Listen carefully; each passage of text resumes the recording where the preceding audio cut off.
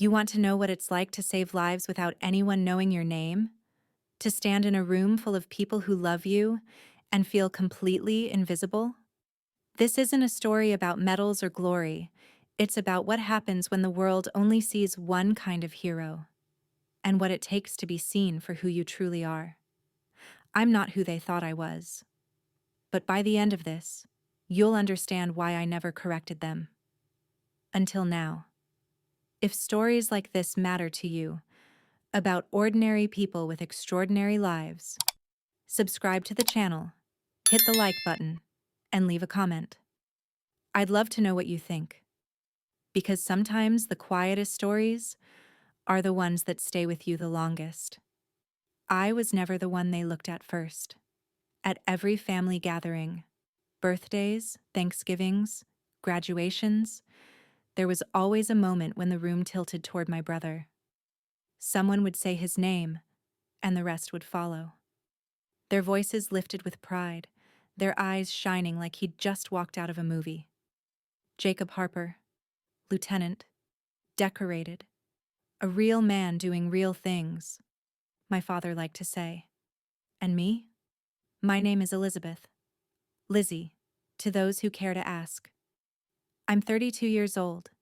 I live in Washington, D.C., though I was born and raised in Ashland, Virginia, the kind of small town where people still wave to each other from porches, and gossip spreads faster than fire in dry grass.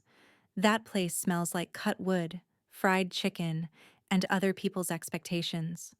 I work in a building without windows. You can't find it on Google Maps. I use a badge that doesn't have my name on it. My day starts at 5:30 every morning and ends whenever the job is done, sometimes 9 p.m., sometimes 2 a.m., sometimes not at all. I don't wear a uniform, I don't carry a weapon. And yet, I've been closer to danger than most people in bulletproof vests. But none of that matters when you come home and your mother asks if you've met a nice man yet, or your father doesn't look up from his steak to ask how your work's going. They don't ask. They don't want to know. They assume I'm some glorified secretary pushing paper across government desks. It's easier for them to believe that. Jacob, on the other hand, wears his story like a flag. Combat missions, deployment, medals pinned to clean blues. It's a story they understand. A story that fits into a frame above the mantel. They have no frame for me. The last time I went home, my old room had been turned into storage. Boxes of holiday decorations, a broken elliptical machine, and 2 pairs of Jacob's old boots were thrown into the closet. I slept on an air mattress that wouldn't stay inflated, listening to the hum of the refrigerator down the hall, trying to remember when exactly I became a visitor in my own house. There's a photo of Jacob in the living room, one of those perfectly lit portraits they take on base. Rigid posture, hands clasped behind his back, American flag over the shoulder. It sits in a gold frame on the shelf above the fireplace. There's no photo of me, not even a school picture. Once, I asked my mom why she didn't hang up any of my degrees, the framed ones I sent after I got my master's. She said, "Oh, honey, you know we're so proud of you, but Jacob's work is just so visible." She used that word. Visible. The implication sat with me like cold tea. If it can't be seen, it must not be real. That's the thing about invisibility. It becomes a second skin. At some point, you stop expecting anyone to look closely. You stop reaching out. You just keep going. And so I went. I showed up for the work. Quietly. Precisely. I became very good at reading things others missed. Facial tics in hostage videos, the altered phrasing in intercepted messages, the frequency patterns in power grids before cyber attacks. I've prevented things no one ever knew were going to happen, and I never told anyone. That was the deal. You don't get credit. You just get results. Still, sometimes I'd catch myself watching my reflection in the glass doors as I left the office late at night, a blur in a suit, heels clicking on marble, and I'd wonder who they thought I was. My colleagues? My boss? the world, my parents, even me. Then came the invitation, or rather, the lack of it. And that was the moment the story started to crack. But I'm getting ahead of myself. Let me tell you how it really began, not with a headline or an explosion, but with a table set for 5 and a name left off the guest list. The invitation never came, but I found out about the ceremony anyway. It was an old colleague who mentioned it in passing, not someone from my current job, but someone from my first posting at Langley, back when I still believed hard work was enough. We were having coffee on a gray Tuesday morning, a place tucked in between embassies and dry cleaners where nobody listened too closely and everything came in paper cups. He said, "So, your brother's getting the Silver Star? That's huge." I must have blinked too long because he tilted his head. "You didn't know?" I smiled. Something automatic. "Oh, no, I guess the invitation's still in the mail." He winced. "Oof. Sorry, I thought—" "It's fine," I said, too quickly. "Really. He deserves it." I spent the rest of the day trying not to think about it, but the mind, when trained to detect anomalies, doesn't forget. It circles back, re-examines, lingers. By midnight, I had memorized the event details: location, guest list, who was speaking, who was attending, what Jacob had done to earn the award. Even what kind of wine would be served at the reception, a modest Napa Cabernet, presumably to please a mixed crowd of brass and bureaucrats. My name wasn't on any of it. Neither was my title, which made sense. I didn't technically have a title. Not one I could share. My job had shifted over the years into something liminal, not field agent, not policy analyst, not quite intelligence officer, though pieces of all those things had passed through my hands. If my family ever asked what I did, truly did, I could have told them something vague about strategic risk assessment. And that would have been true, just not complete. The truth is, I've written reports that ended military operations before they started. I've flagged encrypted transmissions that led to the capture of cells that would have made international headlines. I've worked 14-hour shifts under fluorescent lights while the rest of the country slept, calculating how many seconds it would take a virus to jump from an airport in Dubai to a high school in Delaware. But none of that was shiny. None of it was Instagrammable. No parades, no uniforms. Just a locked door and a badge with no name. And now Jacob was getting his medal, and I was still here, waiting for permission to exist. I stared at my laptop screen as lines of code danced across it, a live data stream monitoring abnormal traffic in an Eastern European satellite relay. My fingers hovered over the keys. I knew I should focus.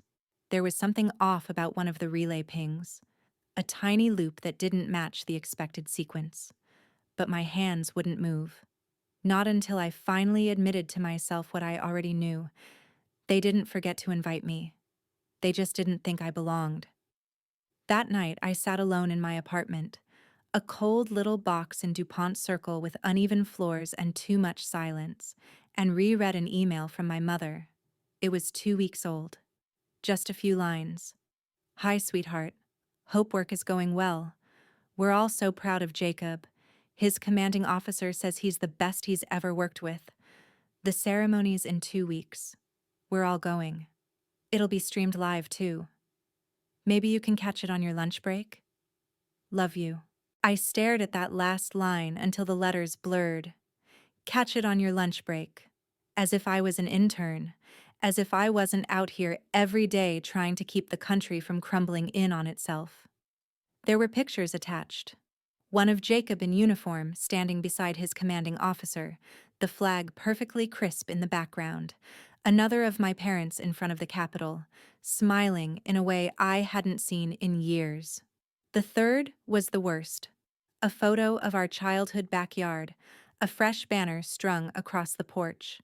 "Welcome home, hero." I couldn't remember the last time they'd hung a banner for me. I closed the laptop. The hum of my apartment grew louder: fridge, heating pipe, the distant sound of sirens 2 blocks away. I lay back on the couch and stared at the ceiling, wondering, not for the first time, if I had made the wrong choices. If I had followed a shadow path, one that led somewhere important, but left me always unseen. The next morning, I made a decision. I would go to the ceremony, with or without an invitation, not to be seen, not even to prove anything. I needed to look at my brother, standing under those lights, and feel whatever it was I'd been avoiding. Anger, pride, resentment, all of it. I needed to know whether I still existed to them, or if I'd become nothing more than a line at the bottom of a family Christmas card. I arrived early, too early. The parking lot outside the base was half empty, the kind of stillness that felt artificial, like the stage before a performance. An enlisted guard at the outer gate gave me a puzzled look when I handed him my ID. "You're not on the list, ma'am." "I know," I replied, folding my hands over the steering wheel. "But my brother's being honored today. Jacob Harper." He hesitated, his eyes scanning the small screen in front of him. "I'm going to have to check with someone. Please wait here." I nodded. My throat was dry, and for a moment I couldn't remember if I'd eaten anything since the day before. The air conditioning hummed around me. Outside, everything was beige and regulation green: sun-bleached pavement, short-trimmed grass, low buildings that looked identical. Even the flag moved slowly, like it was tired. I thought about turning around. There was still time. I could drive back, disappear into the blur of the Capitol, return to my windowless office and the quiet screens that never judged me. But then a memory flickered. Something from years ago, before either of us had titles or clearance or medals. Jacob and I had been kids, sitting in the back seat of our father's truck, driving through the Shenandoah Hills on a weekend trip. He couldn't have been more than 11. I was already a teenager, eyes always buried in a book. But that afternoon, I'd looked up long enough to catch him watching me. "Do you think we'll ever be important?" he'd asked. I hadn't answered then, not because I didn't know, but because I already suspected that I would, and he wouldn't. Not in the way he wanted. Funny how things turn out. A different voice crackled through the guard's radio. He leaned back into my window. "Sorry, ma'am. You'll need to have your name cleared through the internal list. Command-level guests only." He didn't say it rudely. He didn't even seem surprised. It was just procedure. Cold, clean, airtight. I gave a small smile. "Thanks." I turned the car around and pulled into a far lot, away from the ceremony tents that had started to bloom like white sails near the main building. Music drifted faintly from somewhere, a brass band warming up, slow and uneven. People were arriving now. Black cars with tinted windows. Officers in dress uniform. Women in tailored suits and high heels, holding phones like weapons. No one looked twice at me. I walked the perimeter, quietly, like a ghost. And then, as I turned a corner near the rear entrance, I saw him. Not Jacob. Someone else. A tall man in formal blues, silver hair combed neatly back, speaking with 2 aides. His posture was casual, but the men beside him stood like coiled springs. I knew who he was. General Thomas Hansen. Not just high-ranking, not just ceremonial. The man who oversaw Joint Strategic Command for cyber and unconventional warfare. Someone whose name had crossed my desk more than once. I stopped. He looked up, and for the briefest second, a flicker, his eyes met mine and narrowed.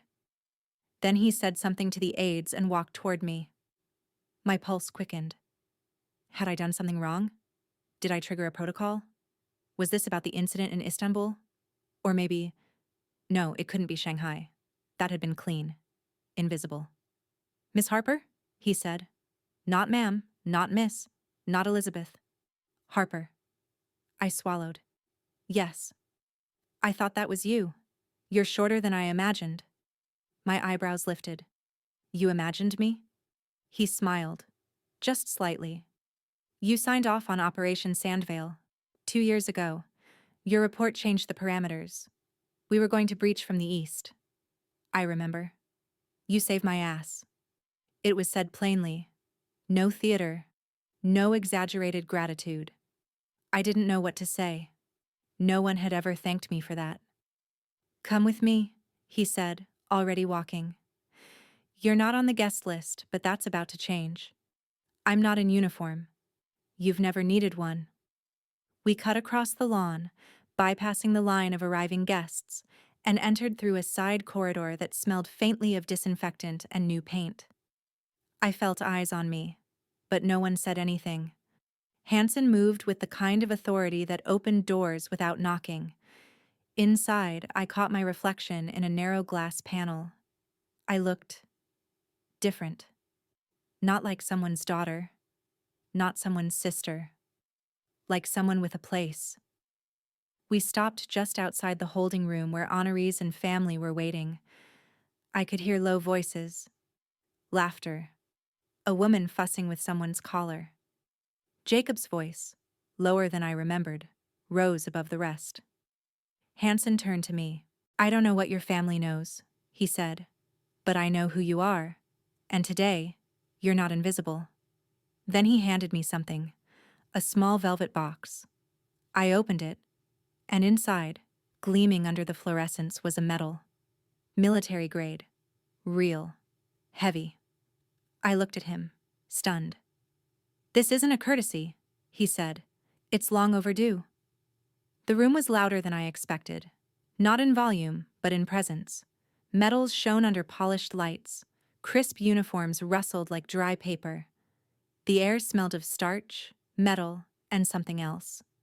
Adrenaline, maybe, or expectation. I stood in the doorway, the velvet box heavy in my hand. Jacob was across the room, surrounded by officers, a few family friends, and our parents. He looked clean-cut, sharp, like a recruitment ad. His uniform was tailored, the ribbons arranged in perfect rows.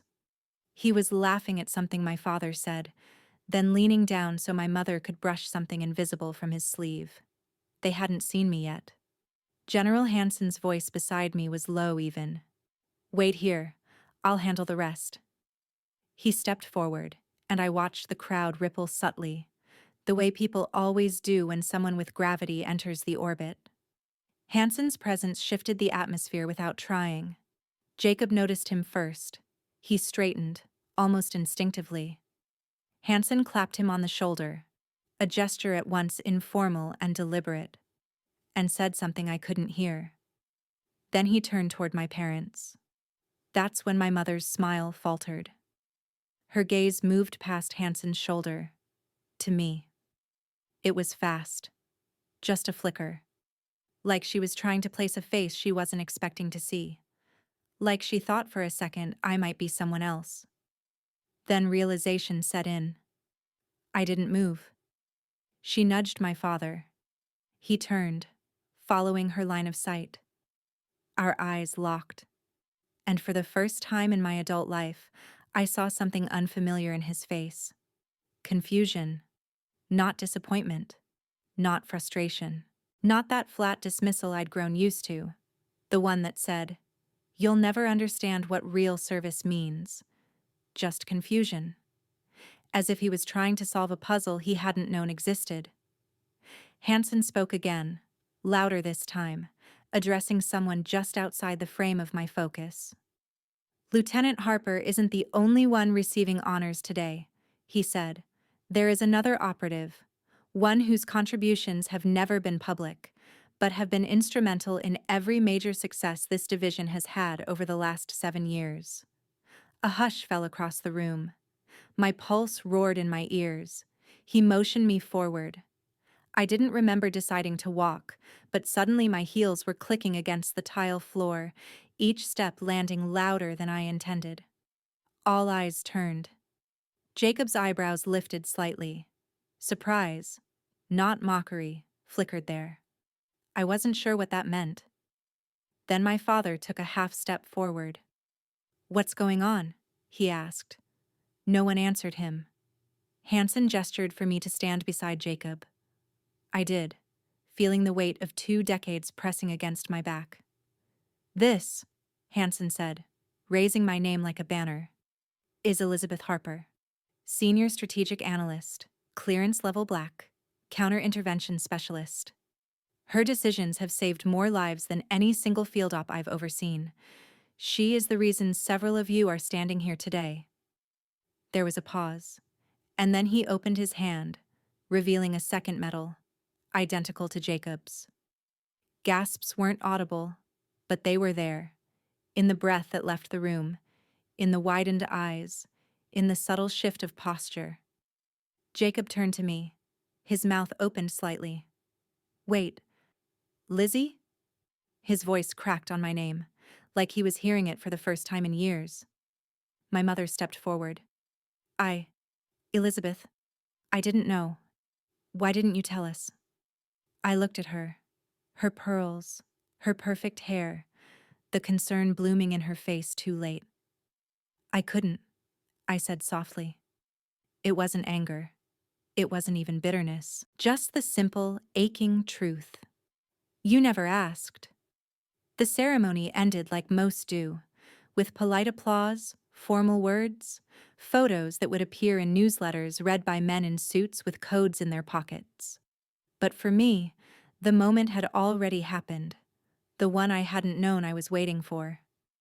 As I stood beside my brother, metal warm against my chest, my father finally said something. He didn't say much, just 2 words. "I'm proud." And for once, I didn't flinch, because I didn't need it anymore. The reception was held in a high-ceilinged room with polished wood floors and too much echo. There were tables with white linens and trays of finger food no one really touched. A string quartet played a selection of classics, soft, unintrusive, as people moved through the space in quiet little orbits. I stood near the windows, sipping something sparkling and non-alcoholic from a plastic flute, watching the sunlight crawl down the glass. Outside, the flag still flapped against the breeze, and the last of the ceremony guests were loading into cars, their medals catching the sun like mirrors. Inside, they kept glancing at me, the other officers, staffers, spouses. They didn't stare exactly. It was more like a calculation, people trying to place a puzzle piece they'd just discovered existed. A civilian in a black dress, no visible rank, no insignia. And yet, she stood beside a general and walked like she knew more than she was saying. I did. I was used to moving through rooms without explanation, but this time, I was the explanation. And still, I didn't feel triumphant. I felt exposed. My parents hadn't approached me yet. After the ceremony, they'd stood quietly off to the side while other guests came to shake my hand. My mother looked like she was waiting for someone to translate. My father looked like he'd heard a language he recognized but hadn't spoken in years. Jacob found me first. He walked over slowly, the way someone approaches an animal they're not sure is friendly. There was something uncertain in his face. Not shame, not regret, but genuine confusion. Like the foundation of everything he believed about me had quietly collapsed. "You were serious," he said. "That was real?" I nodded. "Yeah." He looked away for a second, then back. "You've been doing that kind of work this whole time? Longer than you think. Why didn't you ever tell us?" I gave him a small smile. "Because you already knew who I was.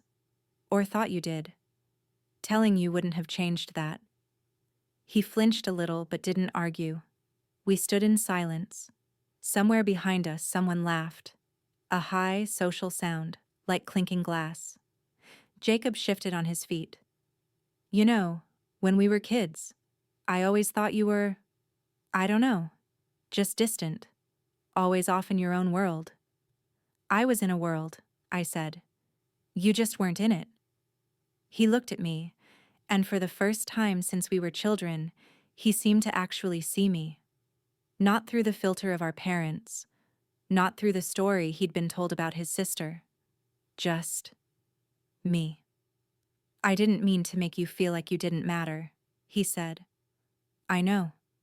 He opened his mouth to say more, then thought better of it. I'm glad you were there, he said instead. I nodded. As he walked away, my mother finally approached. She wasn't smiling. Her expression was composed, but searching. Her hands were folded tightly in front of her, the way she used to stand in church. I want to apologize, she said. I didn't answer. I waited. I didn't understand. And that's not your fault. It never was. I tilted my head. You always told me to be something softer. I thought I was protecting you. You were preparing me to disappear. She looked down, then up again. I don't know how to talk to this version of you. I set the plastic flute down on the windowsill. Then try. I'll meet you halfway. She gave a small nod. Her shoulders sagged with something too heavy to name. My father never came over. But as I left the room, I felt his gaze on my back. Not angry, not confused. Just long. Like someone watching a plane disappear through clouds and wondering where it's going. Outside, the sun had begun to dip. I walked to my car, the metal still in my purse, the velvet box unopened since the moment Hanson handed it to me. I didn't need to see it. I already knew what it looked like.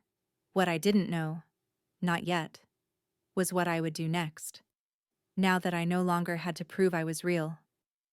2 days passed before I opened the box again. It sat untouched on my kitchen counter, its velvet edges catching the morning light like a question. I moved around it, making coffee, watering plants, checking reports, returning calls, but it stayed there, a silent weight in the corner of my eye, not demanding anything, just waiting. When I finally lifted the lid, I wasn't sure what I expected to feel. The metal was exactly as I remembered, deep bronze, engraved, official. Heavier than it looked. The ribbon was smooth beneath my fingers, perfectly folded, untouched by ceremony or hands not meant to hold it. I set it down gently and stared at it for a long time, not because I needed proof of what had happened, but because I needed to see that something could be real and mine and unhidden. Later that afternoon, I got a call from General Hanson's office, not him directly. A senior aide with a clipped tone and excellent manners. They wanted to know if I'd consider transitioning to a new role. Something less covert. Something more visible. A hybrid position. Interdepartmental strategy and public liaison. High clearance, high trust. It would mean more people knowing my name, knowing my face, knowing what I stood for. I told them I'd think about it. Then I closed my laptop, picked up my keys, and left the apartment. I didn't know where I was going. I just started walking. Washington in late spring is a strange kind of beautiful. The city hums differently when the cherry blossoms are gone and the tourists thin out. The air smells like brick dust and grass and things that are trying to grow again. I wandered past cafes, closed embassy gates, silent monuments. Eventually, I found myself outside the Lincoln Memorial. I hadn't meant to end up there. But I climbed the steps anyway, heels echoing on stone. The plaza was nearly empty. Just a few stragglers, a couple taking photos in matching shirts, a girl reading under a tree. I stood at the edge of the columned hall, looking out over the reflecting pool, the Capitol dome in the distance like a promise or a dare. I thought about what my mother had said. I don't know how to talk to this version of you. I didn't know how to talk to her version of me either, the girl they'd raised to be small enough to stay inside a frame. I wasn't that girl anymore. I didn't need their language. I had learned my own. I sat on the steps and let the silence settle. Not empty, just quiet. a kind of peace that didn't ask for applause. Somewhere behind me, a school group arrived. I heard the squeak of sneakers, the shuffle of backpacks. A teacher's voice rose to explain something about freedom, about struggle. I smiled. They didn't know that a woman sitting 20 feet from them had once intercepted a signal that stopped a drone from striking a school across the world. They didn't know that her fingers had mapped crisis zones before they became war zones, or that her silence had saved more lives than any medal could count. And that was fine. Let them walk past. Let them see a woman in a black coat, sitting alone, quietly breathing in the city she helped keep whole. For the first time in a long time, I felt seen, not because someone told me I mattered, but because I no longer needed them to. That's the thing no one tells you about invisibility. It isn't something they give you. It's something you eventually stop agreeing to wear. And when it slips off, you don't have to raise your voice to be heard. You just have to be yourself. Fully. Without apology. Without disguise. And without waiting for permission. So that's how it happened. Not in some dramatic explosion, not with the world clapping, but quietly, in a room where, for the first time, I stood as myself. It's strange, isn't it? How the people closest to us can sometimes be the ones who see us the least, and how long it can take to stop living for their approval. But no matter how hard it gets, or how invisible you might feel, you have to hold on to your dignity. You have to keep being human, even when the world wants you to shrink, especially then. If this story touched something in you, subscribe to the channel, give the video a like, and share your thoughts in the comments. There are so many stories like mine. Stories of everyday people who've faced betrayal, silence, and impossible choices, and still found a way forward. And those are the stories we'll keep telling here. Thanks for listening.